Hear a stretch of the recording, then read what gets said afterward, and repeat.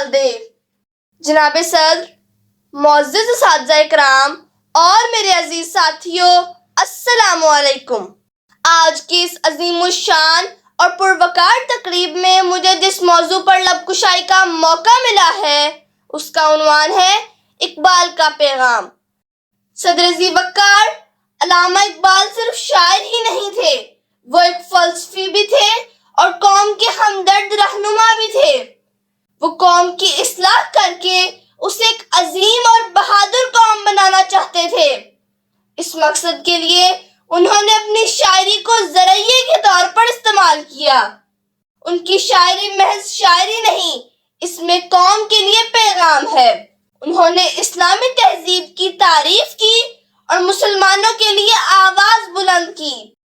کھول آنکھ زمیں دیکھ، فلک دیکھ، فضا دیکھ۔ کھول آنکھ زمیں دیکھ، فلک دیکھ، فضا دیکھ، مشرق سے ابھرتے ہوئے سورج کو ذرا دیکھ۔ جناب صدر، اقبال نے اپنے پیغام میں خودی پر بہت زور دیا۔ انہوں نے مسلمانوں کو خواب غفلت سے بیدار کیا اور مشکلات کا مقابلہ کرنے کا شعور دیا۔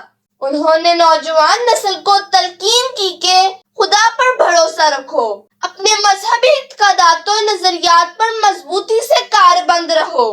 انہیں اپنی نوجوان نسل سے بہت امیدیں وابستہ تھیں اور اپنی قوم کے لیے ایسے اشعار تحریر کیے جو آج بھی دل پر اثر رکھتے ہیں۔ نہیں تیرا نشیمن قصرِ سلطانی کے گنبد پر، نہیں تیرا نشیمن قصرِ سلطانی کے گنبد پر، تو شاہی ہے بسیرا کر پہاڑوں کی چٹانوں میں۔ صدر علی وقار، علامہ اقبال کا ماننا تھا کہ کسی بھی قوم کی ترقی میں نوجوان نسل کا کردار بہت اہم ہوتا ہے۔ انہوں نے اپنی قوم کو شاہین سے منسوب کرتے ہوئے اہم پیغام دیا کہ جس قدر مشکل درپیش ہو اسی قدر باہمت بنو۔ بے ہمتی اور محض تقدیر پر تکیہ کرنے کی بجائے حالات کا ڈٹ کر مقابلہ کرو۔ عملِ پہم کو اپنا شعار بناؤ اور مشکل کو سہنے کا حوصلہ پیدا کرو۔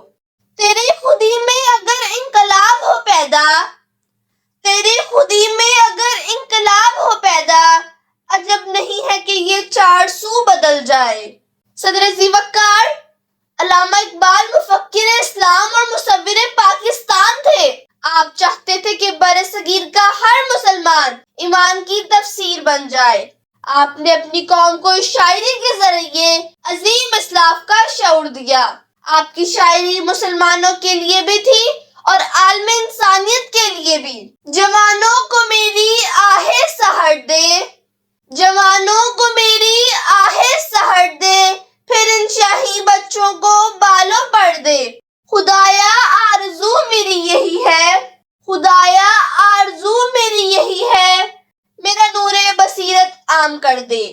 صدر ذی وقار، اقبال نے اپنی شاعری میں شاہین کو مسلمان نوجوانوں کی علامت کے طور پر استعمال کیا، کیونکہ شاہین ہمیشہ اونچا اڑتا ہے، مستقل گھر نہیں بناتا اور خوددار ہوتا ہے۔ آپ اپنی نوجوان نسل میں بھی یہی صفات دیکھنا چاہتے تھے۔ آپ کی شاعری ہمارے لیے بہت سے سبق آموز پہلو رکھتی ہے۔ پرندوں کی دنیا کا درویش ہوں میں، پرندوں کی دنیا کا درویش ہوں میں، کہ شاہین بناتا نہیں آشیانہ۔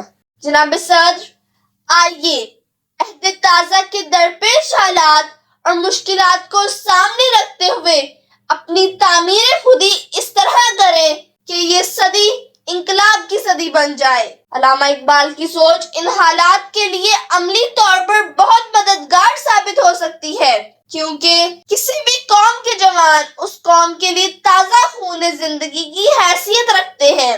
شاہین کبھی پرواز سے تھک کر نہیں گرتا، شاہین کبھی پرواز سے تھک کر نہیں گرتا، پردم ہے اگر تو نہیں خطرہ افتاد۔